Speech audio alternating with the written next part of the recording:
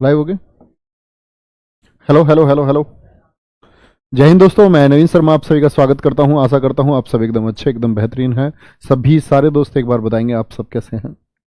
गीता कुमारी, अतुल पिलानिया, दलेश, अरुण कुमार, कोमल रानी, खुशबू सारस्वत, देवेंद्र कुमार, निखिल कुमार रावत, सुमन देवी, विकास गुजर, सुरभि शर्मा, रंजना यादव, बहुत बढ़िया, आतिश चौधरी, बहुत बच्चे, बहुत बहुत स्वागत है आप सभी लोगों का। और कल हम पढ़ रहे थे किसके बारे में?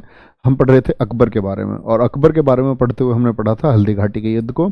और हल्दी घाटी के युद्ध में हमने महाराणा प्रताप और अकबर के इस युद्ध के बारे में जाना था। ठीक है, आगे बढ़ेंगे, आगे बढ़ेंगे इससे आगे भैया। ठीक है, क्रम से चल रहे हैं। और अब एक चीज याद रख लेना, 1582 वर्ष 1582 दीन ए इलाही, नोट करोगे। 1582 में क्या हुआ? आपका दीन ए इलाही धर्म चलाया गया। दीन ए इलाही, दीन ए इलाही धर्म चलाया अकबर ने। दीन ए इलाही धर्म क्या है? तो अकबर ने बोला कि सभी धर्मों को खत्म कर दो। मैंने बताया था इसने कितनी रुचि ली थी सभी विद्वानों से, तो सबसे जानता रहा। तो इसने सोचा एक ऐसा धर्म होना चाहिए जिसमें सभी का, हर धर्म का जो जो अच्छाई थी उसको इसने गैस करके पकड़ के बोला कि अब एक नया धर्म बनाते हैं।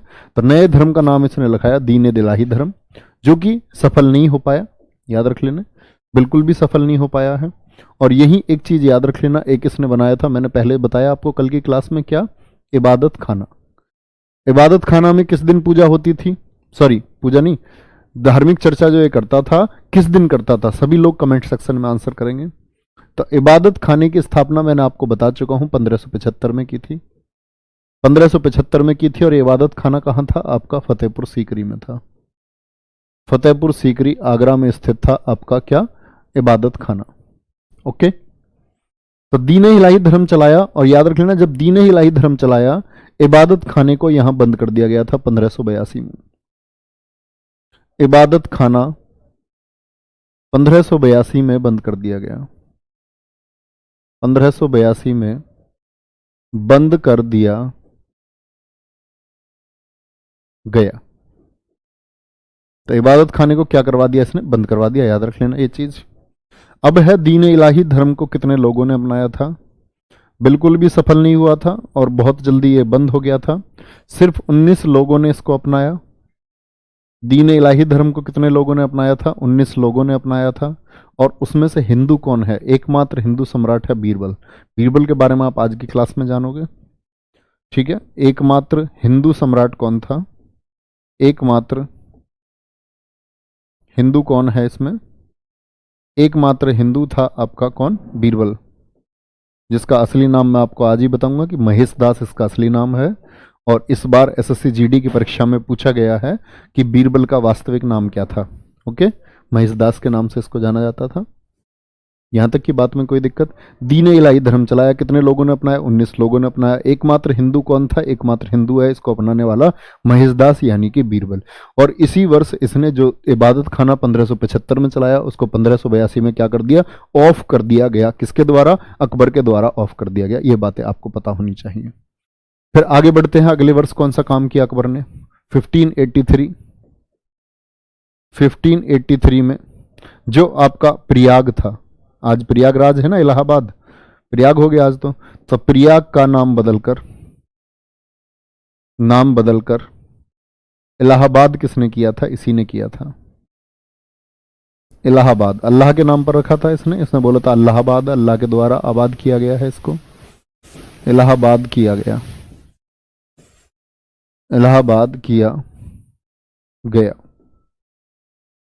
ठीक है, चलो भाई। इसके बाद में क्या हुआ? तो जब ये इलाहाबाद को इसने बोला कि इलाहाबाद है प्रयाग को, तो उस समय ये सूबों का पुनर्गठन कर रहा था। सूबे से क्या मतलब होता है? जैसे आज उत्तर प्रदेश में आप सभी जानते हो कि 75 डिस्ट्रिक्ट है, जनपद है। तो उस समय सूबा बड़ा हुआ करता था, तो अपना एक सूबा देते थे, सूबेदार नियुक्त करते थे कि भाई ये सूबेदार होगा। और सूबेदार की ड्यूटी होती थी कि वो वहां से टैक्स वगैरह सब इकट्ठा करके कहाँ भेजे? आगरा राजधानी को भेजे या दिल्ली राजधानी को भेजे। राजधानी के बारे में भी हम बात करेंगे आज, इनकी कौन कौन सी थी। ठीक है, तो प्रयाग का नाम बदल करके इसने इलाहाबाद किया। ये बात आपको याद रखनी है। और यही हमको एक चीज याद रखनी होती है, ये एक सूबा था। क्या था? इलाहाबाद एक सूबा था। तो अकबर के समय जो सूबों की संख्या थी, जनपद से बड़ा रूप होता था। सूबों की संख्या कितनी थी अकबर के समय? अकबर के समय सूबों की संख्या थी 15। कितने सूबे थे? 15 सूबे थे, जो कि औरंगजेब के समय बढ़ करके 20 हो जाएंगे। ओके, तो प्रयाग का नाम बदल करके इलाहाबाद इसने कर दिया, यह बात आपको याद रखनी है। चलो, इसी के बारे में हम लोग याद रखेंगे। 1579 और 1583, 2 वर्ष एक साथ एक ब्रैकेट में बंद कर लो। 1579 और 1573, ये क्या वर्ष है? इस समय भारत में एक अंग्रेज आया, नाम है स्टीफेंस थॉमस। स्टीफेंस थॉमस आया। स्टीफेंस थॉमस कौन है? अंग्रेज है। स्टीफेंस थॉमस अंग्रेज आया। 1583 में रॉल्फ फिच, ये कौन है आपका? अंग्रेज है, आया। तो यहां से निकल के एक बात आती है कि भारत आने वाला पहला अंग्रेज कौन है। हम लोग गलती कर देते हैं, हम लोग समझते हैं कि जो जहांगीर के समय पर आया कैप्टन हॉकिंस, उसको हम पहला अंग्रेज मान लेते हैं। ठीक है, तो वो गलत है। अगर आपसे पूछे जहांगीर के दरबार में कौन आया, तब हॉकिंस। मुगल दरबार में कौन आया, तब हॉकिंस। ये जो स्टीफेंस थॉमस है, ये मुगल दरबार में नहीं आया था, ये अकबर के समय आने वाला पहला अंग्रेज है। तो भारत जो अंग्रेज आया, क्या इससे पहले अंग्रेज आए नहीं थे? आए होंगे। इतिहास में जो दर्ज है उसका नाम है स्टीफेंस थॉमस। ये दोनों के दोनों, रॉल्फ फिच भी एक अंग्रेज था। कब आया? 1583। तो रॉल्फ फिच किसके समय आया? अकबर के समय। ये दोनों के दोनों थे ईसाई मिशनरी। कौन है दोनों के दोनों? ये दोनों के दोनों ईसाई मिशनरी हैं। मिशनरी का क्या मतलब होता है भैया? धर्म प्रचारक को बोलते हैं मिशनरी। जो धर्म का प्रचार करने होता है, धर्म प्रचार करने वाला, उसको ईसाई मिशनरी कहा जाता है। और ईसाई धर्म के प्रचार के लिए भारत में आए। तो भारत आने वाला पहला ईसाई मिशनरी कोई पूछे, या आपसे पूछे भारत आने वाला पहला अंग्रेज, तो भैया एकदम से भाग के हॉकिंस मत लिखना। हॉकिंस कब लिखना है? मुगल दरबार में आने वाला अंग्रेज। वो हॉकिंस के टाइम पे भी मैं समझाऊंगा कौन हॉकिंस है, कैसे उसने बादशाह से, एक मुस्लिम होते हुए उसने इंग्लिश में बात की थी, तो जहांगीर ने उससे बोला था, अरे वाह, है इंग्लिश जानता है, मुल्ला जी इंग्लिश जानते हो? तो इंग्लिश खान नाम उनको दिया था। ठीक है, हॉकिंस को तो याद रखेंगे इसको। 1579 में स्टीफेंस थॉमस आया, 1583 में रॉल्फ फिच आया भारत। ये दोनों बातें आपको पता होनी चाहिए। और 1583 ही वो समय था जब अकबर ने राम, जो भगवान राम है, राम सीता की आकृति के सिक्के चलाए थे। राम सीता की आकृति के सिक्के चलाए। आप कहेंगे जी ये बड़े सिक्के विक्के चला रहा है, हिंदू धर्म में रुचि बहुत रख रहा है। भैया अकबर की जो नीति थी ना, अकबर की जो पॉलिसी थी, अकबर की पॉलिसी को हम नाम देते हैं, अकबर की पॉलिसी को कहा जाता है सुलह कुल। अगर आपने कभी सुना हो, सुलह कुल एक उत्सव मनाया जाता है उत्तर प्रदेश में। सुलह कुल उत्सव का मतलब है कि हिंदू मुस्लिम की एकता का प्रतीक माना जाता है। तो अकबर की नीति थी सुलह कुल की नीति, यानी ये सबको सम्मान देता था। तिलक तिलक लगाकर युद्ध में गया है, जोधा भाई ने इसको तिलक लगाया हमेशा इसके विजय अभियान के लिए। तो तिलक तो हिंदू लगाते हैं, लेकिन अकबर लगाता था तिलक। अकबर गंजा हुआ है 2 बार। इसकी माता का जब देहांत हुआ तो अकबर गंजा हुआ, है ना। जब जैसे ही इसकी जो धाय माँ थी, धाय माँ का क्या नाम बताया था कल? महामना अनगा। तब ये मुंडन कराया इसने। तो इसका मतलब है कि ये हिंदू धर्म में काफी रुचि रखता था, हिंदू धर्म में ये काफी रुचि रखता था। तो ये बात याद रख लेना। मुंडन की बात जो मैं बता रहा हूं आपको, मुंडन कराता था भैया, मुंडन कराया था इसने। ठीक है, तिलक लगाता था अकबर। कहीं साइड में लिख लो, ये तिलक लगाता था। तो मुंडन की बात से बताने का मेरा उद्देश्य ये है कि मुंडन की जो मैं बात आपको बता रहा हूं कि ये कौन था। तो मुंडन इसने कराया था मरियम उकानी की मौत पर। मरियम उकानी की मौत पर। अब आप कहेंगे मरियम उकानी कौन है? तो इसकी मां जो है, इसकी माँ कौन थी? हमीदा बानो। हमीदा बानो का ही नाम है मरियम उकानी। पूछा जा सकता है कि मध्यकालीन इतिहास में मरियम उकानी के नाम से किसको जाना जाता था, तो वो याद रख लेना, हमीदा बानो है। ऐसे ही अपनी माँ, ये जो इसकी दाई माँ थी महामना अनगा, उसकी मौत पर भी इसने मुंडन कराया था। तो हिंदू धर्म को मैं ये कहना चाह रहा हूँ कि ये हिंदू धर्म से जुड़ा हुआ था, ये सभी धर्मों का सम्मान कर रहा था कि सभी धर्म के लोग जो है वो मुझसे जुड़ चुके। ठीक है, बहुत बढ़िया। आगरा में मनाया जाता है सुलह कुल उत्सव, बिल्कुल ठीक बात कह रहे हैं आप, बहुत शानदार, वेरी गुड संदीप कुमार जी, एकदम ठीक बोला है। ये मैं आपको बता भी चुका हूँ जीएस के प्रैक्टिस सेट में।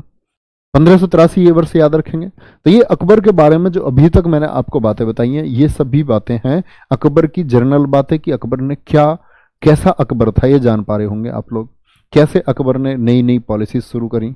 अब बस एक हम पढ़ चुके थे हल्दी घाटी का युद्ध, अब आएंगे अकबर के विजय अभियान। तो अकबर के विजय अभियानों से ना के बराबर क्वेश्चन पूछा जाता है, फिर भी कवर करेंगे, देखना ध्यान से। अकबर के विजय अभियान, टॉपिक लिखना भी है, अकबर के विजय अभियान। लेकिन यहां से इनके विजय अभियानों में से जुड़ी चीजें हैं छोटी छोटी, जहां से प्रश्न बहुत बनता है। डायरेक्टली विजय अभियान से बहुत कम क्वेश्चन पूछा जाता है।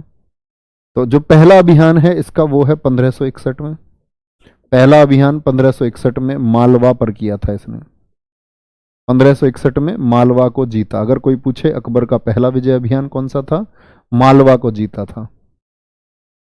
ठीक है, लेकिन अकबर तो आप कहेंगे तो उस समय अभियान अकबर नहीं कर रहा था, आप देखेंगे 1556 में भी था अकबर तो जी, है ना। बात है अकबर वो तो गद्दी को पाने के लिए, तब तक ये सम्राट नहीं था 1556 में, गद्दी पाने के बाद जो इसका अभियान रहा वो अभियान है इसका 1561, क्या करता है, मालवा को जीतता है। ठीक है, 1564 गोंडवाना क्षेत्र जीता। गोंडवाना क्षेत्र जीता, गोंडवाना क्षेत्र पड़ता है आपका एमपी में, क्षेत्र जीता। और यहां कौन थी, रानी दुर्गावती है। कहते हैं मुगलों को बहुत नाको चने चबाने वाली हालत होती है ना, तो एक महिला, ऐसी दो महिला अकबर से, ऐसी एक जब दक्षिण अकबर जाएगा ना, चांद बीबी होंगी अहमदनगर में, तो ये दो अभियान बड़े फेमस है, पूछे जाते हैं।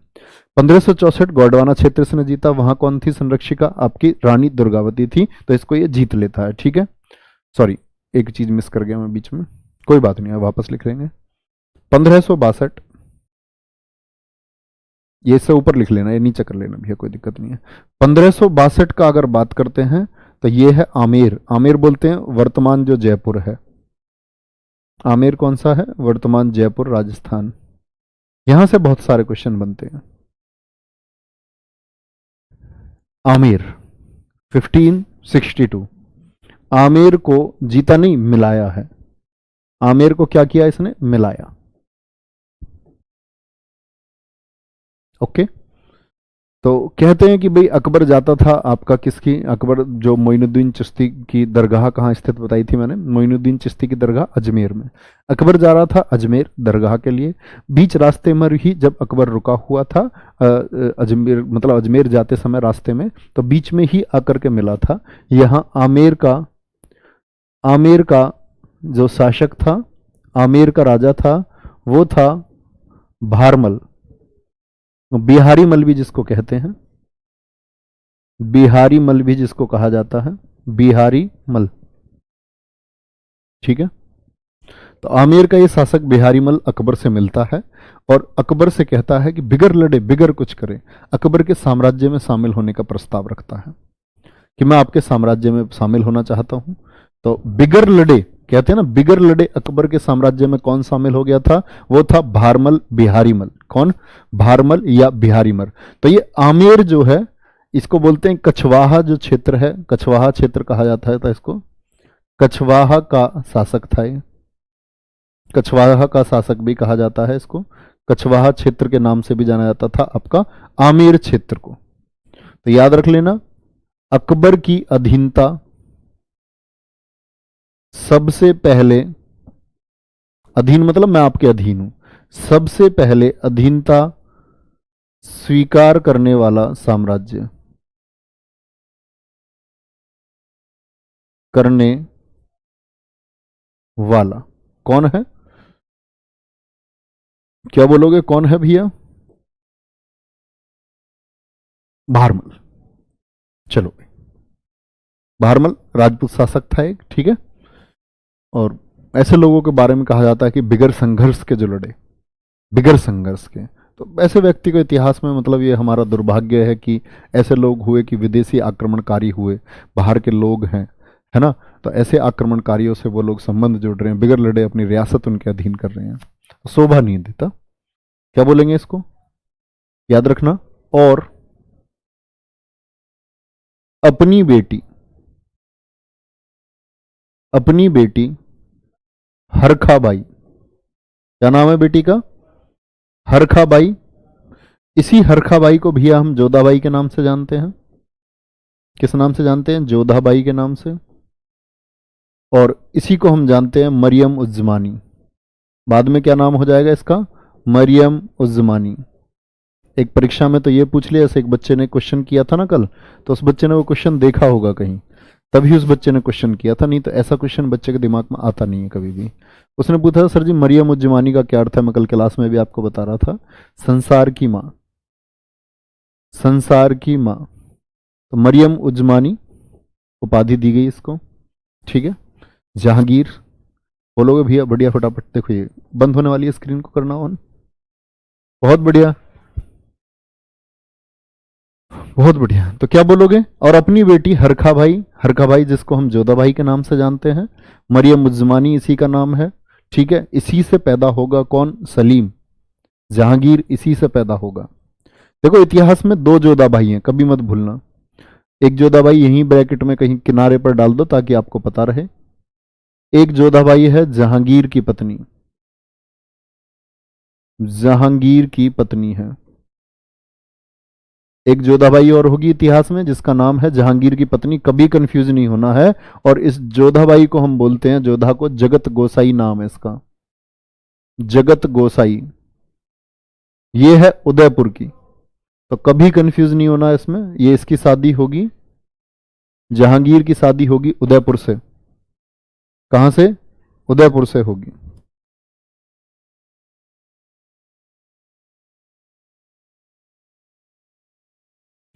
उदयपुर, क्या बोलोगे इसको? उदयपुर से। तो ये जोधाबाई अलग है और ये जोधाबाई अलग है। ये जोधाबाई कहाँ की? आमेर की। ये जोधाबाई है अकबर की पत्नी। चलो भाई, अब आ जाते हैं हम अगली बात पर। यहां मैंने एक नाम बताया आपको, भारमल। भारमल का पुत्र है भगवान दास। भारमल का पुत्र कौन है? भगवान दास। और भगवान दास का पुत्र है मानसिंह, जो अकबर के 9 रत्नों में से एक रहेगा, अकबर के 9 रत्नों में से एक रहेगा। और याद रख लेना, भारमल ने तो की ही की थी अपनी बेटी की शादी। ये जो भगवान दास है, भगवान दास, इस भगवान दास की बेटी है, क्या बोलूंगा, इस भगवान दास की बेटी भी है। और ये मतलब भारमल ने तो कर दी शादी किससे? जोधाबाई की शादी अकबर से करा दी। अब इसका जो बेटा है, ये कौन है? इसका पुत्र है, का पुत्र, का पुत्र। भारमल का जो बेटा है भगवान दास, ये भगवान दास जो है अपनी बेटी की बेटी मानबाई, इसकी बेटी का क्या नाम है? मानबाई। ये भी संबंध जोड़ता है मुगलों से। और भारमल मतलब भगवान दास की बेटी जो मानबाई है, इस मानबाई का विवाह भी होगा किससे? इसका विवाह किससे हो जाएगा? आपका जहांगीर से शादी हो जाएगी इसकी, की बेटी मानबाई की शादी, ऐसे लिखना, मानबाई की शादी जहांगीर से हुई, जहांगीर से हुई, ठीक है भैया। इस बात को कहीं भी गलत नहीं करना है आपको। तो मानबाई कौन है? भगवान दास की पुत्री है। तो कहने का मतलब है ये फाइनली कुल मिलाकर के मुगल दरबार में ही शामिल हो गए। मुगल दरबार में इन्होंने अपने आप को शामिल कर लिया, पूरा परिवार मुगल दरबार में जाकर के रहने लग गया। तो अकबर से इनके बड़े अच्छे रिश्ते हुए। तो अकबर ने भारमल को तो बनाया था 5,000 का मनसब, मनसबदारी समझ गए? यस, यस करके लिखेंगे, यस करके लिखना बच्चा अगर आप लोग। मनसबदारी कल मैंने समझाया था क्या होता है। और मानसिब को बनाया था 7,000 की जिम्मेदार। 7,000 का मनसब इसको दिया था, मनसब, क्योंकि मनसबदारी प्रणाली किसने चलाई थी? अकबर ने चलाई थी 1575 में। बहुत बढ़िया, बहुत बढ़िया। अनारकली भी आएगी बच्चा, अनारकली भी आएगी। अच्छा, अनारकली का डांस देखना चाहते हो? वीडियो दिखाऊं तुम्हें अनारकली के डांस की? है कह रहे जी अनारकली कब आएगी? आएगी सर जी। अजीमो शान शहंशाह कौन है? वह पढ़ लो, मान जाओ। ठीक है, शिवम तिवारी जी, जहांगीर मुस्लिम धर्म को मानेगा, हिंदुओं के प्रति कट्टरता लेकर के आएगा वो। ये अकबर ये अकेला शासक इतिहास का जिसने हिंदुओं पर अत्याचार नहीं किया, है ना। इसने, मैंने बोला ना, इसने शादी की हिंदुओं से, लेकिन कहते हैं कि इसने जोधाबाई का जो महल बनाया, उस जोधाबाई के महल में राम जी की तस्वीर रखी थी, लक्ष्मण जी के चित्रांकन वहां से मिलते हैं, ठीक है, हनुमान जी के चित्रांकन वहां से मिलते हैं। तो वो पूजा करती थी, तो उनको हिंदुओं के लिए वहां स्थान दिया गया इसने, उनकी आस्था के साथ। ऐसा नहीं है जबरदस्ती कि भाई अब शादी हो चुकी है तो आप इस्लाम को माने, नहीं, कभी नहीं किया उसने। बाकी सारे शासक जैसे बहुत नालायक हुए। तो बेटी मानबाई की शादी किससे कर ली? जहांगीर से होगी, इस बात में किसी को कोई दिक्कत नहीं होनी चाहिए। इसी को हम मरियम उज्जमानी कहते हैं, ठीक है।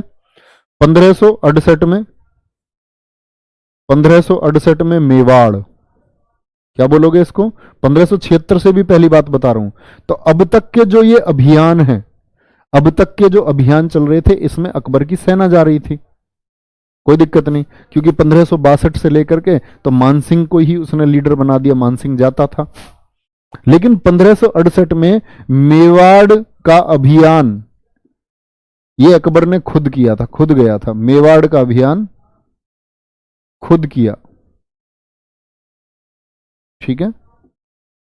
और अभी बताऊंगा मैं आप लोगों को कि अकबर मतलब राजपुताना पर ही इतना कंट्रोल क्यों कर रहा है, इसका उद्देश्य था।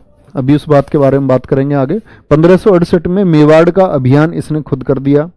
1570 में जैसलमेर, मैंने आपको कल बताया था, जैसलमेर से भी इसने शादी की थी, बीकानेर से भी इसने शादी की थी। जैसलमेर, बीकानेर जीते, ठीक है, 1570 में। तो कैसे राजपुताना को कंट्रोल कर रहा है, और जो स्वतंत्र राजपुताना था उस पर प्रथम विजेता माना गया है अकबर को। पहला विजेता यह है जिसने राजपुताना की जो स्वतंत्रता थी उसको जीता। जैसलमेर, बीकानेर जीते। 1571 में इंपोर्टेंट है गुजरात अभियान, जहां अकबर ने पहली बार समुद्र को देखा था। गुजरात अभियान, गुजरात अभियान किया। अब एक बात समझो, अकबर मतलब राजस्थान को क्यों जीत रहा है? देखो, अकबर का फोकस था किस पर? गुजरात पर। अकबर का फोकस किस पर था? गुजरात पर। भड़ौच बंदरगाह, भड़ौच बंदरगाह। अच्छा, एक चीज बताना मुझे, अकबर के टाइम पर पुर्तगाली भारत में आ चुके थे या नहीं आ चुके थे? लिख करके भेजना, आ चुके थे या नहीं आ चुके थे, ठीक है। बहुत बड़ा सर जी, मैंने सुना है कि अकबर महाराणा प्रताप के कंधे से भी नीचे था। वह आधे पे आधा था, आधे पे अकबर आधे पे था, लेकिन अकबर बड़ा रोया था महाराणा प्रताप की मृत्यु पर। और अकबर ने तो यह भी बोल दिया था कि आधा हिंदुस्तान में महाराणा प्रताप को देने को तैयार हूं, बस ये बुलवा दो कि वो झुकने को तैयार है मुगल साम्राज्य के सामने, आधा हिंदुस्तान में उन्हें दे दूंगा। 8 प्रस्ताव गए थे उनके पास, 8 प्रस्ताव, लेकिन उन्होंने भीलों को जो जोड़ रखा था ना, और नहीं भाई संघर्ष करेंगे, संघर्ष का काम है अपना। भड़ौच बंदरगाह को ये कंट्रोल में करना चाहता था, क्यों? क्योंकि जो सारा व्यापार था पुर्तगालियों के अंडर में था उस समय भड़ौच बंदरगाह। और यहां दिल्ली की गद्दी पर बैठा हुआ एक अक्लमंद शासक अकबर सोच रहा है कि ये व्यापार कंट्रोल में करना है, तो व्यापार कंट्रोल करने के लिए उसको पहले राजपुताना जीतना पड़ा। तो राजपुताना को उसने जीता, यही चित्तौड़गढ़ था जहां वो असफल रहा। कब तक? जब तक महाराणा प्रताप की मृत्यु नहीं हो गई। और भैया इसके बाद में ये भड़ौच बंदरगाह की तरफ पहुंचा। पुर्तगालियों से इसने इसका कंट्रोल लिया था, क्योंकि इधर जितने भी मुस्लिम देश थे, अकबर ने एक और चाल चली थी, ये सब मुस्लिम देश हैं भैया, इधर ये मुस्लिम देश थे। तो मुस्लिम देशों को जब मक्का जाना होता था, कहां? मक्का जाना होता था, तो इधर ये लोग जाते थे, तो यहाँ लूटमार होती थी आपकी ईरान इराक में। तो यहाँ के लोग जो थे आपके मिर्जा लोग, ये मिलते थे अकबर से आकर के कि भैया जी हम तो मक्का मदीना जाते हैं, हमें तो इधर परेशान किया जाता है, लूटा जाता है। अकबर ने बोला, भाई पागलो, ऐसे जाते ही क्यों हो, इधर आओ, गुजरात भेजूंगा तो मैं तब भेजूंगा मक्का मदीना सऊदी अरब में। क्योंकि अकबर चालाक था, अकबर जानता था ये लोग इधर आएंगे, व्यापार बढ़ेगा, और व्यापार बढ़ेगा तो मुनाफा किसको होगा, अकबर को होगा। बहुत अकलमंद शासक था भैया, बहुत अकलमंद, बहुत तेज। तो गुजरात अभियान कब किया इसने, 1571 में किया। टारगेट ये था, इसके लिए इसने राजपुताना को कंट्रोल में किया था। क्या करना चाहता था, हज यात्रियों से लेकर के पुर्तगालियों पर नियंत्रण करना चाहता था, इसीलिए इसने गुजरात अभियान किया। और गुजरात अभियान में पूछा जाता है कि वहां कौन था, मुजफ्फर तृतीय था। सबसे कठिन अभियान भी माना जाता है। मुजफ्फर तृतीय को हराया, मुजफ्फर थर्ड को इसने क्या कर दिया, हराया। मुजफ्फर तृतीय को हरा दिया, यह बात याद रखेंगे। और इसी समय क्या हो गया था, आगरा में मिर्जा विद्रोह कब हुआ था, आगरा में मिर्जा विद्रोह, आगरा में मिर्जा विद्रोह कब हुआ था, तो मिर्जा विद्रोह इसी समय पर हुआ।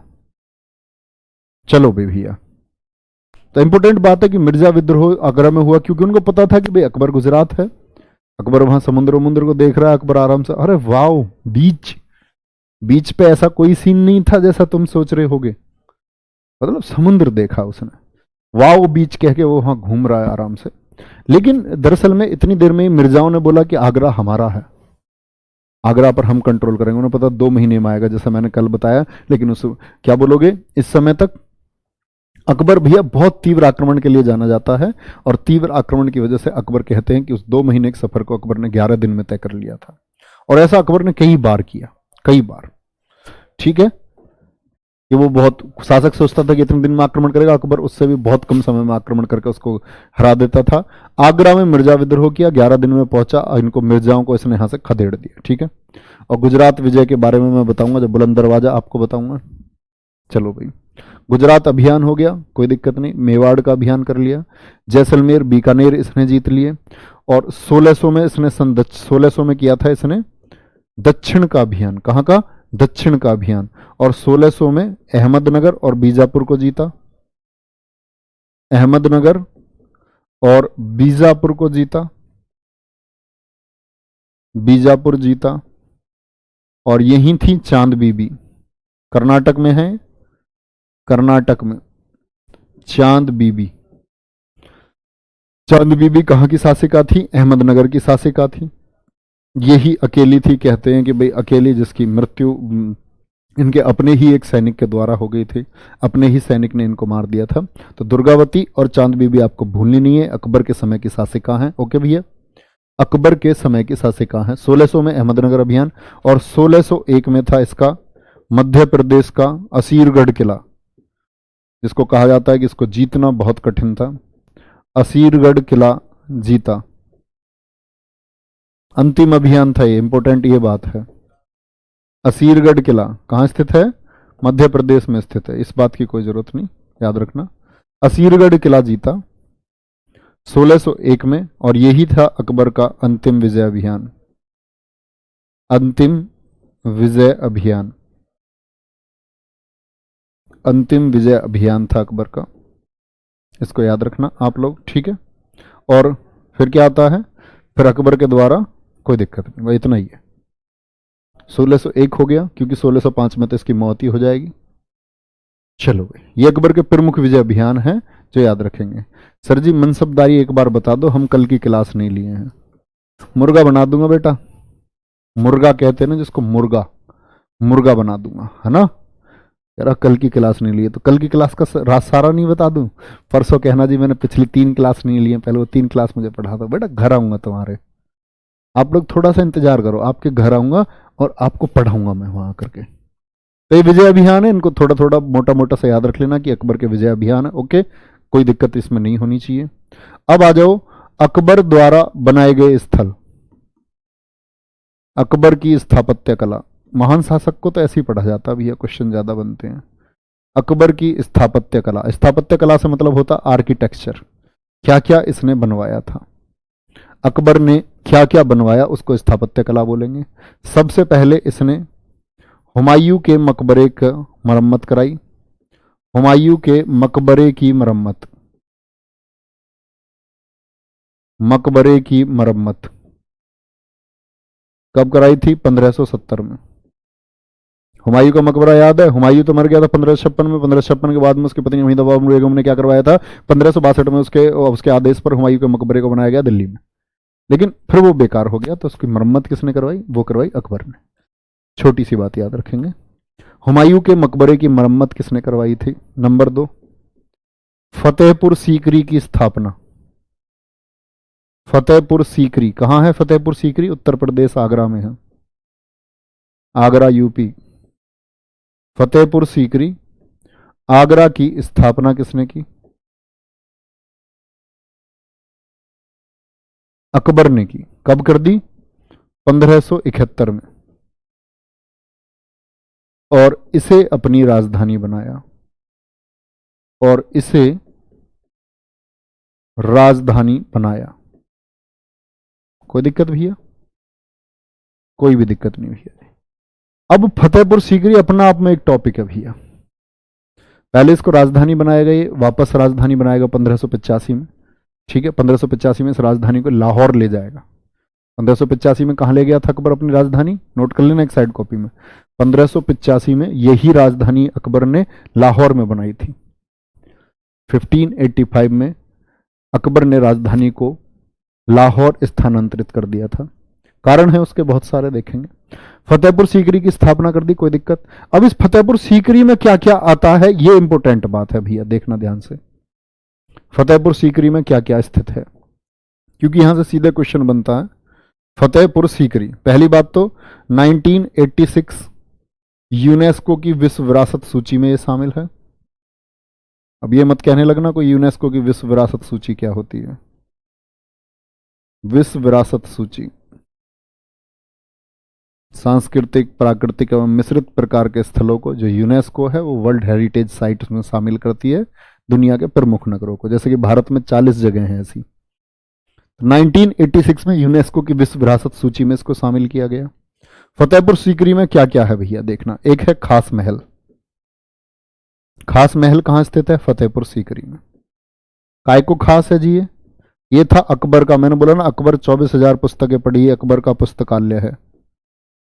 अकबर की लाइब्रेरी लिख लो इसको, पुस्तकालय अकबर की लाइब्रेरी है, ठीक है। झरोखा दर्शन, अकबर झरोखा दर्शन कहां से देता था? व्हाट इज झरोखा दर्शन? जैसे फिल्म स्टार नहीं आए थे बड़े बड़े छत पर और नीचे भीड़ रहती है खड़ी हुई, हाउस द जोश, तो ऐसे मतलब छत पर आ जाना, वो झरोखा दर्शन है। तो अकबर ने हमेशा झरोखा दर्शन कहां से दिया? जनता को अपना चेहरा जो ये दिखाता था, तो जनता को, समझ रहे हो, ऐसे नहीं है जैसे मुझे रोज देख लेते हो तुम, नहीं। क्या बोलता था? अकबर देता था झरोखा दर्शन, कहां से? ये देता था खास महल से। खास महल कहां स्थित है? खास महल स्थित है जी हमारा कहां? फतेहपुर सीकरी में, ठीक है। शेख सलीम चिश्ती, शेख सलीम चिश्ती का, शेख सलीम चिश्ती की दरगाह कहां स्थित है? सलीम चिश्ती की दरगाह स्थित है भैया कहां? फतेहपुर सीकरी में। तो बड़ा मानता था शेख सलीम चिश्ती को, यही है जिन्होंने आशीर्वाद दिया था जब अकबर के बेटा पैदा नहीं होगा बहुत दिन तक, और अकबर पैदल जाएगा, अकबर पैदल जाएगा लगातार, किसके यहाँ, किसके पास में? शेख सलीम चिश्ती के पास में। तो यही है जिन्होंने आशीर्वाद दिया, और किसका? जहांगीर का जन्म होगा। शेख सलीम चिश्ती की दरगाह कहां स्थित है? क्या बोलोगे? फतेहपुर सीकरी में स्थित है। मरियम, मरियम कौन है? जोधाबाई, मरियम उज्जमानी। मरियम की कोठी कहां है? मरियम की कोठी। बीरबल की कोठी कहां है? अपने दोस्त बीरबल कहते हैं अकबर को सब पर गुस्सा आया, बीरबल पर कभी गुस्सा नहीं आया। सब लोग डरते थे अकबर से, भैया कुछ डांट ना दे अकबर किसी बात पर, डांट देता था अकबर। लेकिन कहते हैं कि अकबर की डांट का कभी सामना किसने नहीं किया? बीरबल ने नहीं किया। अकेला यही खुश होता था, और इसी के चेहरे, इसी के देख करके चेहरे पर मुस्कान आती थी। जब बहुत समस्या में होता था अकबर, तो बीरबल को देख करके मुस्कुराता था। क्या ऐसी खास बात है बीरबल में? कुछ तो खास बात होगी। तो बीरबल की कोठी पूछे आपसे, आपसे पूछे तुर्की सुल्ताना की कोठी, तुर्की सुल्ताना की कोठी है ना, रुकैया बेगम जो है, तुर्की सुल्ताना की कोठी कहाँ स्थित है? ये आपकी फतेहपुर सीकरी में स्थित है, इस बात को याद रखेंगे, ठीक है। जोधाबाई का महल कहाँ स्थित है? जोधा बाई का महल कहाँ स्थित है? ये सभी अकबर ने बनवाए हैं भैया। जोधा बाई का महल कहाँ स्थित है? ये भी आपका फतेहपुर सीकरी में स्थित है। ओके, याद रखना इस बात को। नेक्स्ट है इसी में, दीवान ए आम, दीवान ए आम और दीवान ए खास, दीवान ए आम और दीवान ए खास कहाँ स्थित है? दीवान ए आम और दीवान ए खास कहाँ स्थित है?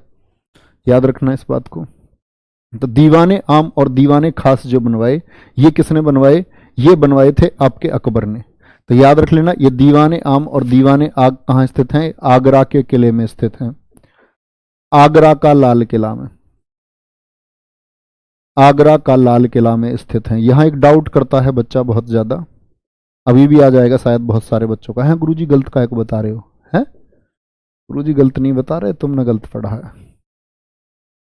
चलो भाई, तो अब इंपॉर्टेंट बात है कि आगरा का लाल किले में ये स्थित है। तो आगरा का लाल किला किसने बनवाया? एक तो दिल्ली का लाल किला है, रेड फोर्ट, ठीक है, किसने बनवाया? शाहजहां ने बनवाया। एक है आगरा का लाल किला, तो आगरा का लाल किला किसने बनवाया है? अकबर ने बनवाया। आगरा के लाल किले में स्थित है दीवाने आम और दीवाने खास। क्या बोलोगे? दीवाने आम और दीवाने खास। अब यहां इस बात पर आना, आप लोग समझना मेरी बात को, क्या मैं कहना चाह रहा हूं। अब मैंने बोला ये दीवाने आम और दीवाने खास जो हैं ये शाहजहां ने बनवाए। क्या बोला मैंने? शाहजहां ने बनवाए। एक चीज तो ये बताई मैंने आपको। तो जितने भी मुगल काल के दरबार थे, जो किले थे, जहां मुगल मीटिंग करते थे, हर एक जगह दीवाने आम दीवाने खास है। तो ऐसा ही दीवाने आम और दीवाने खास कहां स्थित है हमारा? वो फतेहपुर सीकरी में भी स्थित है। क्योंकि हम लोग मानते हैं कि दीवाने आम दीवाने खास शाहजहां ने बनवाए, लेकिन जो दीवाने आम है ना और जो दीवाने खास है, ये सबसे पहले अकबर ने बनवाए। दीवाने आम और दीवाने खास, ठीक है, ये किसने बनवाए हैं? ये कहाँ है आपके, ये जो हम टॉपिक चला रहे हैं फतेहपुर सीकरी में स्थित हैं। किसने बनवाए हैं? ये अकबर ने बनवाए हैं। आगरा का लाल किला किसने बनवाया है? अकबर ने बनवाया है। लेकिन अकबर के लाल किले में जो दीवाने आम दीवाने खास है वो शाहजहां ने बनवाए। व्हाट इज दीवाने आम? तो यहां पर लोग मिल सकते थे अकबर से, थोड़ा सा एक कमरा टाइप सा खुला सा बनाते थे, बड़ा सा चबूतरा, देखना गूगल पर फोटो, दीवाने आम। तो अकबर बैठता था, लोग मिलते थे, आम लोग आ जाते थे। खास का क्या मतलब था? दीवाने खास, इसमें मंत्री लोग मिलते थे, जो इनके अपने मंत्री थे, है ना, मिनिस्टर्स समझ लो, जिन पर विभाग प्रमुख थे, वो लोग इनसे मिलते थे। ठीक है, चलो बहुत बढ़िया। सूबा बड़ा होता है भैया, विकास कुमार सूबा, कोई दिक्कत? Very good. चलो भाई आगे क्या बोल रहे हैं? अकबर ने राजधानी बनाई, हाँ जी हाँ जी हाँ जी। फतेहपुर सीकरी की स्थापना कौन से युद्ध के बाद में हुई?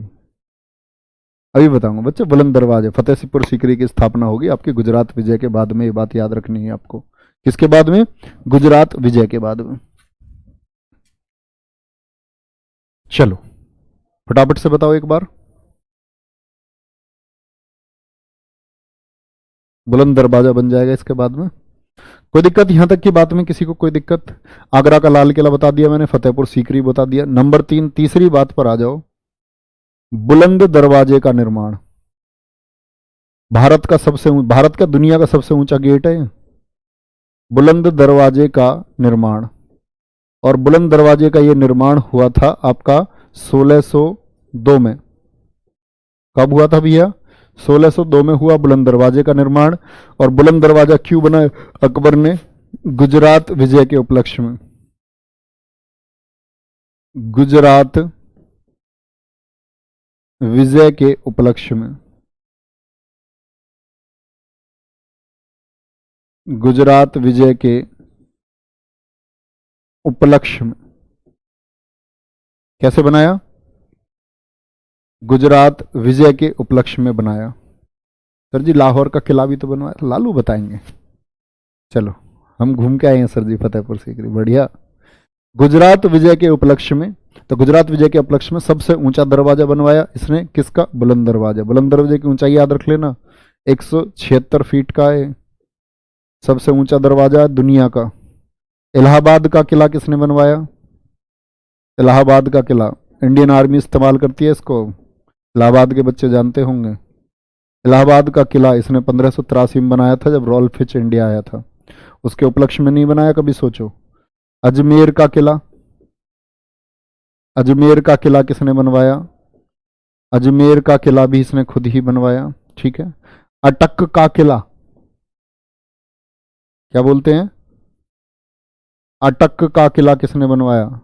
अटक पड़ता है पाकिस्तान अफगानिस्तान बॉर्डर पर, वहां एक किला बनवाया था इसने। अटक का किला कहाँ स्थित है? याद रखना, आज के पाकिस्तान अफगानिस्तान बॉर्डर पर स्थित है। इलाहाबाद का किला हो गया, अजमेर का किला हो गया, ठीक है भैया। और क्या बचता है फिर इसमें? फिर पंचमहल। हाँ, पंचमहल मिस कर गए भाई हम, पंचमहल मिस कर गए फतेहपुर सीकरी में। पंचमहल कहाँ स्थित है? फतेहपुर सीकरी में, नोट करना है इसको भी। फतेहपुर सीकरी में बनवाया पंचमहल। चलो, अकबर को अब टांग दो। अकबर की मृत्यु, अकबर की मृत्यु कब? 1605 में हुई। कब हुई? 1605 में हुई, याद रखना इस बात को। किसी कोई दिक्कत? इलाहाबाद का किला, अजमेर का किला, अटक का किला। हाँ, एक चीज और मिस कर गए हम, अकबर का मकबरा। अकबर का मकबरा अंतिम साल में बनवाया था अकबर ने खुद ही। अकबर का मकबरा कहाँ स्थित है? अकबर का मकबरा स्थित है भैया सिकंदरा। कहाँ स्थित है? सिकंदरा में। और सिकंदरा कहाँ है? ये आगरा में। 1605 में इसने निर्माण कार्य शुरू कराया था खुद ही, अपना मकबरा खुद ही बनवा रहा है। चलो, बहुत बढ़िया। सर जी, इनका एक शादी से पेट नहीं भरता था? बस शादी से पेट भरते होंगे कहीं, पेट खाना खाने से भरते हैं, मूर्ख। अब यार, कैसे कैसे आदमी हो तुम, थोड़ा लॉजिकल क्वेश्चन तो कर लिया करो। है बड़ा साम्राज्य विस्तार के लिए करते थे, संबंध बनाते थे अपने। जैसे लड़ाई झगड़े में नहीं कहते उनका, उसके 4 साले, चारों आ जाएंगे, वो उसके 5 जीजा हैं, 5 आ जाएंगे, तो ये संबंध बनाते थे इस तरह से। चलो, तानसेन भी इसके दरबार में ही था ना सर जी? हाँ हाँ हाँ हाँ, तानसेन इसी के दरबार में था। आ जाओ भैया, टॉपिक लिखो, अकबर के दरबार के नौरत्न। जान लो नौरत्नों को भी।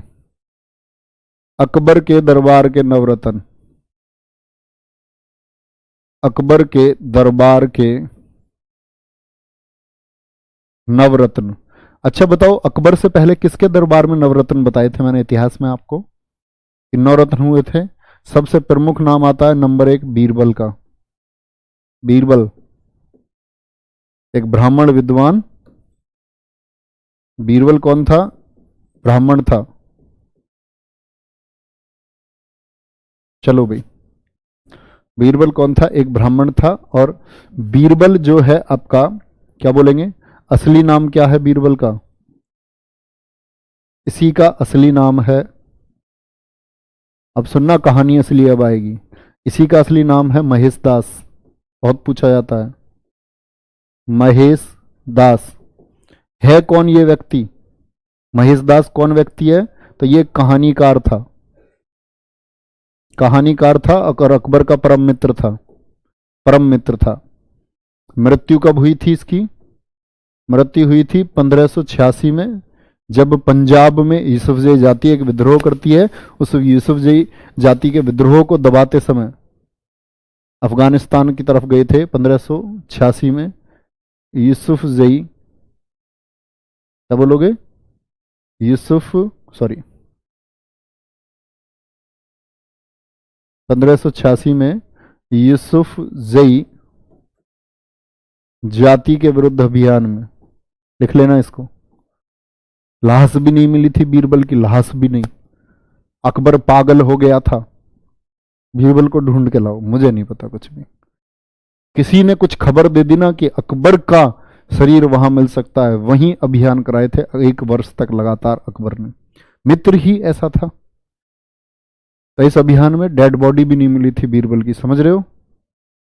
चलो, अकबर को इतना प्यार था बीरबल से, इतना प्यार था, भी मैंने बताया ना, बीरबल की कोठी बनवाई थी इसने ताकि बीरबल इधर उधर चला जाता है, यहाँ रहेगा आगरा में, दरबार इधर है, राजधानी में इधर बना रहा हूं, तेरी कोठी भी इधर है, इधर मिलते रहना चुपचाप। मुलाकात का बड़ा किस्सा अच्छा है, मैं हमेशा सुनाता हूं। मुलाकात कैसे हुई? बीरबल था एक पान लगाने वाला, पान बनाता था। तो एक दिन अंदर दरबार के बाहर ही पान बनाता था, दरबार के अंदर से एक व्यक्ति भाग करके आया, बोला महाराजा अकबर ने क्या मंगाया है? 250 ग्राम चूना मंगाया है। उसने बोला यार महाराज 250 ग्राम चूना क्यों? रोज ये आदमी आता है और पान लगवा करके जाता है। अकबर उसी का पान लगा खाते थे। तो बोला कुछ तो गड़बड़ हुई है। बोले कल तूने पान खिलाया था जहांपनाह को? बोला हाँ खिलाया तो मैंने था। कह रहा बेटा गड़बड़ हो गई है और बादशाह की जीभ पीप कट गई है, याद रख लेना इस बात को, और आज जो है ना ये चूना तुझे खिलाएंगे। उसने कहा भाई पागल हो गया महेश दास? उसने कहा बेटा ले जा, आज मेरी सलाह अगर मानता है तो एक काम कर 250 ग्राम घी और लेके जा। बीरबल जानता था कि काट है, चूना तो भैया काट देगा सबको, गले वले आंत वांत फेफड़े वेपड़े सब किडनी पिडनी सब कट जाएंगे, इतना चूना आदमी ने खा लिया तो। बोले घी लेके जाओ, घी तर कर देगा और 2-4 दिन दस्त लगेंगे, ठीक हो जाएगा, कोई दिक्कत नहीं। भैया वो आदमी गया 250 ग्राम चूना लेकर अंदर, बादशाह ने कहा हाँ भाई ले आए? बोला जी ले आया। बोला खा जा इसको। वो तो समझ गया बेटा ठीक बता रहा है बीरबल, गड़बड़ हो गई है। तो सब बताया कि बादशाह की जीभ कट गई थी कल, अब तुझे पनिशमेंट मिलेगा, ज्यादा चूना लगाता है हैं? अब खा ज्यादा चूना, अब पता चलेगा। खा लिया चूना। बादशाह ने सोची ससुरा मरगा होएगा, अब क्या जिंदा बच रहा? 250 ग्राम चूने खा के आदमी किडनी कम से कम 37 जगह फट जाएगी। अब वो आया बादशाह ने देखी अकबर ने, बोला तू कहाँ घूम रहा भाई है? भैया भैया तो ना आए उसका? अकबर डाउट सा हुआ, कभी सगा भैया आगो कोई हम सकल। जब अकबर ने उससे पूछा, उसने कहा जी जान तब बच गई, और कैसे जिंदा भाई? तो उसने बताया बाहर जो पान वाला लगा था उसने एक सलाह दे दी थी मुझे। बोला अच्छा बुला करके लेकर आओ। तब इनको दरबार में रखा। बोले इतना बुद्धिमान व्यक्ति हमारे दरबार से संबंध नहीं। मैंने बताया ना अकबर अनपढ़ था, लेकिन विद्वानों को उसने संरक्षण दिया, विद्वानों को बहुत सम्मान करता था। तो ऐसे बीरबल से मिली और बहुत सारे किस्से आप लोग देख सकते हो बीरबल और अकबर के, हंसी के, कहानी के। तो असली नाम महेशदास है और मृत्यु कब हुई है? 1586 की यूसुफजई जाति के विद्रोह के दौरान। पत्नी का नाम इनकी कौरवसीसा, उसका कोई मतलब नहीं है। दूसरा था इनके दरबार में भैया, दूसरा है इनके दरबार में अबुल फजल। कौन है? अबुल फजल। और अबुल फजल का ही भाई था तीसरा फैजी। कौन है? फैजी। ये दोनों कौन है? ये दोनों सगे भाई हैं। और इन दोनों के पिता का क्या नाम था? इनके पिता का नाम था शेख मुबारक। क्या नाम है पिता का? शेख मुबारक। तो शेख मुबारक से दोस्ती थी पहले अकबर की, और शेख मुबारक मतलब बड़ा शांत आदमी था। और अकबर का बेटा कौन है? थोड़ा तो आइडिया हो गया होगा, सलीम, जहांगीर। तो जहांगीर जब विद्रोह करता है 1599 में अकबर के खिलाफ में, अंतिम दिनों में, अकबर बूढ़ा है, जहांगीर विद्रोह कर देता, कह रहा अकबर की नाड़ काटूंगा।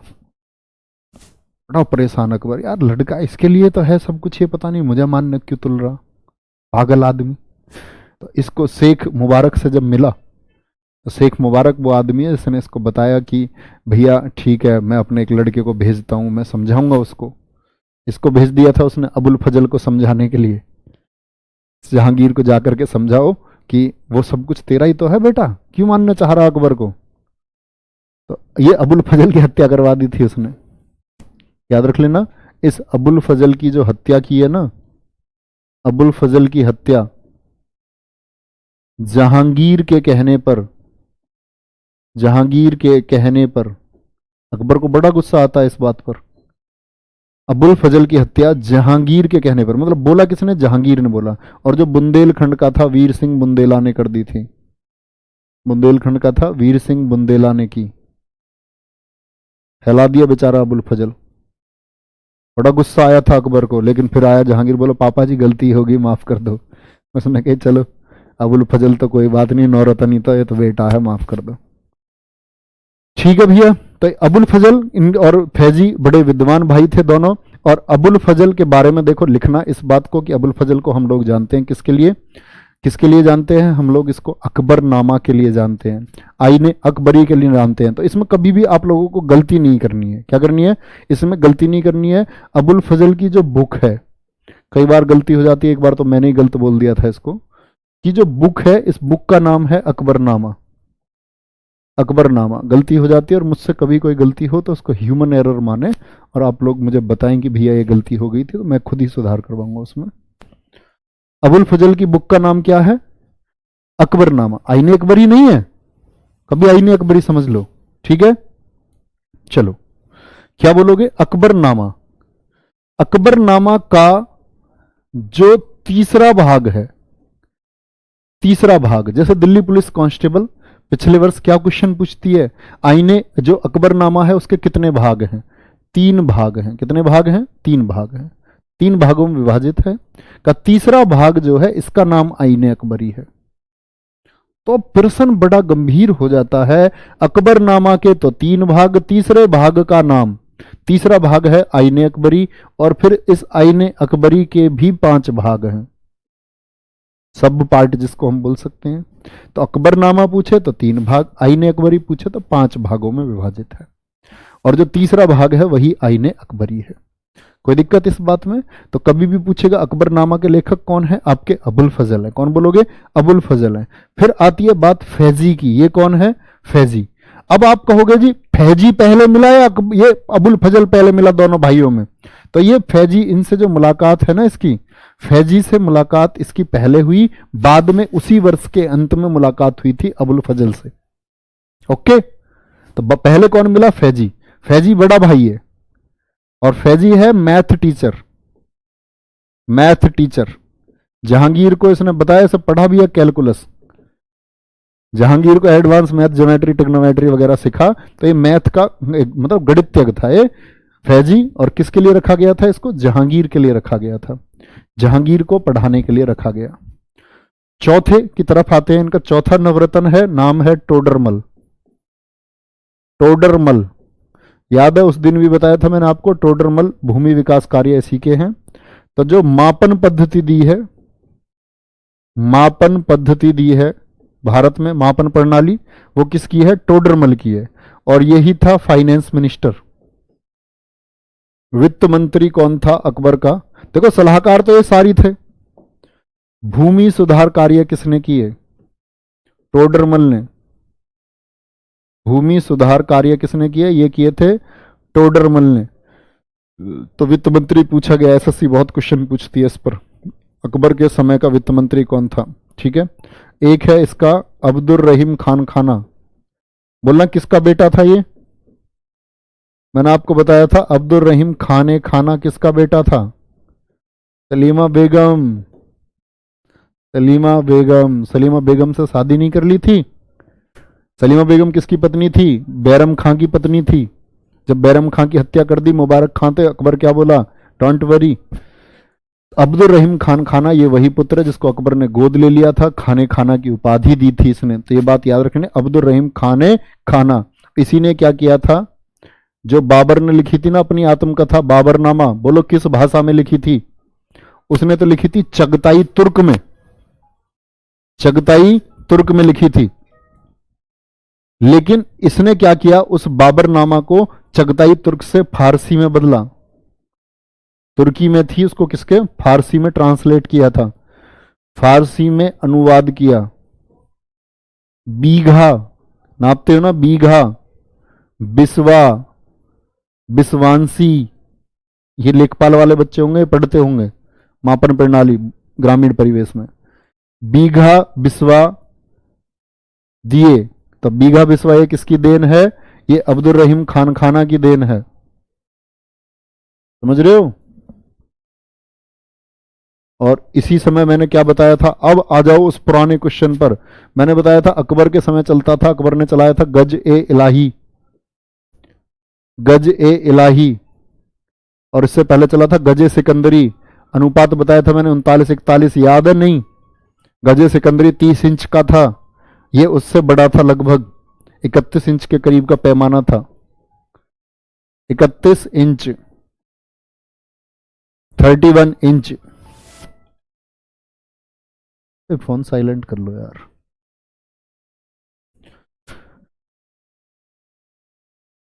चलो, क्या बोलोगे? तो गजे इलाही, बहुत बढ़िया। चलो, हाँ बेटा, बिल्कुल महाभारत का अनुपात होगा, लेकिन उसके लिए नाम आएगा, एक व्यक्ति अलग है, बदायूनी। उसके बारे में भी बताऊंगा, पहले इसके नवरत्न पूरे करो, बीच में रजमनामा मत लेकर के आओ। अब्दुल रहीम खान ए खाना, तानसेन, मियां मल्हार। संगीत, ओहो हो, संगीत का जनक कौन है भारत में?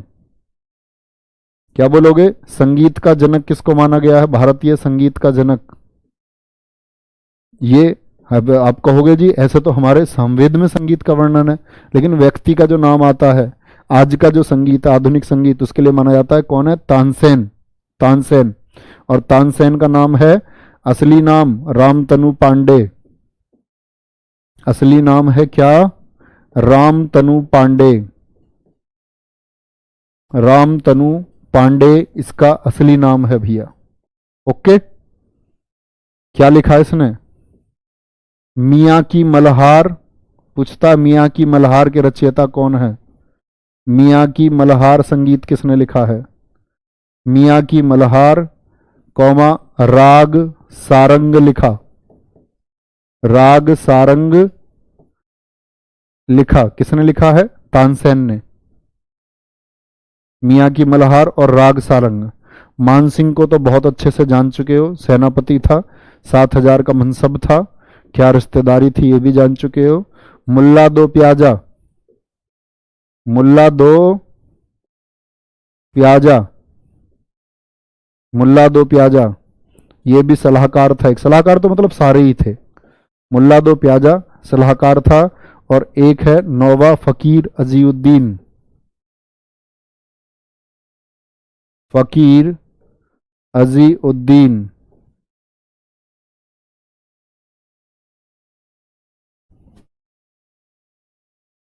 बहुत बढ़िया, बताऊंगा बच्चे, अभी बताऊंगा, आने वाला, रुक जाओ, बदायूं नहीं आएगा।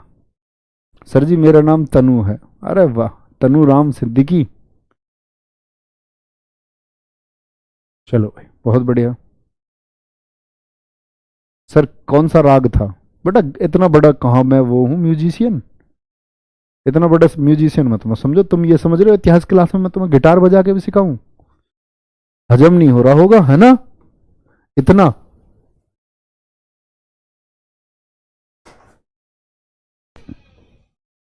चलो भाई, मुल्ला दो प्याजा एक सलाहकार था। बोर्ड नहीं काम कर रहा ना? लिख लो भैया ऐसे, शायद मुझे लग रहा बोर्ड काम नहीं कर रहा है। अब तो कर रहा है यार। क्या बोला मैंने? मुल्ला दो प्याजा तो हम लिख चुके। फकीर अजीउद्दीन, फकीर अजीउद्दीन, इसको हम बोलते हैं क्या? फकीर अजीउद्दीन को हकीम हुकाम, इसी का नाम है हकीम हुकाम, हकीम हुकाम। ठीक है। तानसेन का मकबरा कहाँ है जी? तानसेन का मकबरा भैया आपका ग्वालियर में, ग्वालियर लिख लेना। तानसेन का मकबरा, अच्छा क्वेश्चन पूछा है बच्चे ने, तानसेन का मकबरा। चलो सर जी हकीम हुकाम कौन है? यही है बच्चे, फकीर अजीउद्दीन का ही नाम है हकीम हुकाम। चलो भाई, अन्य फैक्ट लिखो, अन्य बातें। अन्य बातें क्या हैं? अन्य बातों में आता है मुल्ला पीर मोहम्मद, मुल्ला पीर मोहम्मद, इसको भी माना जाता है अकबर का टीचर। जो सुलहकुल नीति है ना अकबर की, कि हिंदू मुस्लिम एकता से उसने काम करवाया, सुलहकुल, सुलहकुल नीति जो अकबर की है, ये किसने दी थी अकबर को? मुल्ला पीर मोहम्मद के द्वारा मिली, मुल्ला पीर मोहम्मद के द्वारा मिली। एक याद रखो, अब्दुल नबी, अब्दुल नबी कौन व्यक्ति है? अकबर सबसे ज्यादा सम्मान, एक तो सिख साम्राज्य में बताऊंगा मैं आपको कि वो सिख गुरुओं का बहुत सम्मान करेगा, और एक अब्दुल नबी है, चप्पल उठाता था इसकी, सिर पर रख लेता था अपनी, बड़ा सम्मान किया। किस फकीर की चप्पल उठाते थे अकबर? चप्पल उठाता था किसकी? अब्दुल नबी की। तीसरा इसने गुरु माना, जगत गुरु किसको कहा इसने? तीसरा, इसने जगत गुरु किसको बोला? एक जैन थे ना इसके समय पर आए थे, हरि विजय सूरी, भूलना मत, जैसे मैंने कल बताया था मॉन्सेरेट, ये लोग जो इसके दरबार में आए, हरि विजय सूरी को जगत गुरु की उपाधि दी, जगत गुरु की उपाधि दी, जगत गुरु की उपाधि। ठीक है भैया, जगत गुरु की उपाधि दे दी इन्होंने हरि विजय सूरी को। अगली बात है, अब आती है बात, अकबर के समकालीन कौन था? अकबर के समकालीन, अब देखो उस समय इतिहास जब आप जान जाओगे तो आप जान जाओगे कि ईस्ट इंडिया कंपनी की स्थापना 1600 में हुई। अकबर के समकालीन थी एलिजाबेथ प्रथम, एलिजाबेथ प्रथम। अकबर के समय ही 1600 में ईस्ट इंडिया कंपनी की स्थापना हुई। ईस्ट इंडिया कंपनी की स्थापना किसके समय हुई? अकबर के समय हुई। तुलसीदास किसके समकालीन हैं?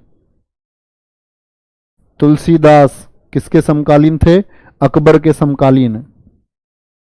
और यही याद रखना आप लोग अब्दुल कादिर बदायूनी को, अब्दुल कादिर बदायूनी, ये भी अकबर के टाइम पर है। इसने क्या किया था? जो महाभारत थी, बहुत बढ़िया, क्यों ब्लॉक कर रहे हो? क्या तो वाराणसी से हूं तो फिर ब्लॉक क्यों कर रहे हो भाई? रहने दे कोई बात हुई, रहने दे, अनब्लॉक कर, जरूरत ही नहीं है। अब्दुल कादिर बदायूनी, अब्दुल कादिर बदायूनी को मैं बोलता हूं कि जो महाभारत, आपका महाभारत और भगवत गीता है, अकबर के समय ही हुआ। भगवत गीता का फारसी में अनुवाद, फारसी में अनुवाद किसके समय हुआ था? अकबर के समय। किसने किया? बदायूनी ने किया था। किसने? बदायूनी ने किया। तो इस बात को भैया याद रखना आप लोग। और यही नाम आता है किसका? कि ये जो नाम है अब्दुल कादिर बदायूनी, अकबर की तो नीति थी भैया हिंदू मुस्लिम एकता की। एक लास्ट लाइन सुन लो, अकबर यहीं खत्म हो जाएगा। अकबर की नीति थी हिंदू मुस्लिम सुलह कुलूब की नीति पर वो चल रहा था। लेकिन अब्दुल कादिर बदायूनी ने की जो बुक है, कौन सी किताब है इसकी? किताब उल हदीस। एक तो इसकी चर्चित किताब है किताब उल हदीस, सबसे प्रमुख पुस्तक मानी जाती है इसकी। और एक पुस्तक का नाम आता है इसकी मुक्ताब, मुक्ताब है, क्या है मुक्ताब? ये शायद मुक्ताब, थोड़ा सा इसमें कंफ्यूज है मुझे मुक्ताब अत तारीख, मुक्ताब है या तो, या फिर मुतखाब है, ऐसी कुछ नाम है, मुक्ताब या मुतखाब। वो मैं देख लेना, अगर आप लोग इसको सर्च करके एक बार देख लेना, ऐसा ही नाम है कुछ, मुक्ताब उत तारीख। ये क्यों प्रसिद्ध है? क्योंकि इसने अकबर की उस नीति की आलोचना इसमें की है कि अकबर ने सुलह कुल चलाया। उसने बोला कि ये हिंदुओं के पक्ष में जो इतना अकबर है उसकी आलोचना की, तो ये किताब इस वजह से प्रसिद्ध है, मुक्ताब अत तारीख। Okay sir, I like you, I like you too, I like you too. Okay, तो ख्याल रखें अपना बहुत बहुत। कल के क्लास में हम पढ़ रहे होंगे आपका जहांगीर को और शाहजहां को एक साथ इकट्ठे। ओके, इतना अपना ख्याल रखें। बाय बाय, टेक केयर, जय हिंद, जय भारत।